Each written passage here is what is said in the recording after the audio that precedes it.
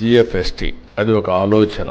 ఈరోజు world economic forum ఉంది. World economic forum కి ప్రపంచంలో అన్ని దేశాలు అక్కడికి వెళ్తున్నాయి. అక్కడికి వెళ్ళినప్పుడు నెట్వర్కింగ్, నాలెడ్జ్ షేరింగ్, అదే సమయంలో ఒకరినొకరు పరిచయాలు చేసుకోవడం కాకుండా ఎంఓయూలు చేసుకోవడం, ఇలాంటి అనేక కార్యక్రమాలు జరుగుతాయి. ఒకసారి అక్కడికి వెళ్తే అన్ని దేశాలు తిరిగే పని ఉండదు. మనం ఎవరిని కావాలంటే వాళ్ళని కలిసి మన బిజినెస్ ఒకసారి రిన్యూ చేసుకొని కొత్త విషయాలు నేర్చుకొని మనం వస్తూ ఉంటాం. అందుకే 95 నుంచి నేను ఎప్పుడు చెప్తా ఉంటాను, ఒక విద్యార్థిగా నేను ఉంటాను, అనునిత్యం నేర్చుకుంటానని చెప్పాను. అదే విధంగా ప్రతి సంవత్సరం కూడా వెళ్తాను. ఈ సంవత్సరం కూడా మళ్ళీ వెళ్ళొచ్చాను. దానివల్ల అనేక విషయాలను రెన్యూ చేసినప్పుడు అవకాశం వస్తుంది. అయితే ఇక్కడ జిఎఫ్ఎస్టి అనేది మీరు చూస్తే ఈ రోజు ఈ పేరే global forum for sustainable transformation. ఇది ఏదో ఒక ఆంధ్రప్రదేశ్ కి కన్ఫైన్డ్ కావడం కాదు. ఇది ఒక ప్రూఫ్ ఆఫ్ కాన్సెప్ట్ గా ఉండాలి. ఇది ఒక గ్లోబల్ ఫోరం గా ఉండాలి. ఈ రోజు టెక్నాలజీ మెచ్యూర్ అయింది. దీన్ని ఏ విధంగా ఆలోచించాలో ఆలోచించి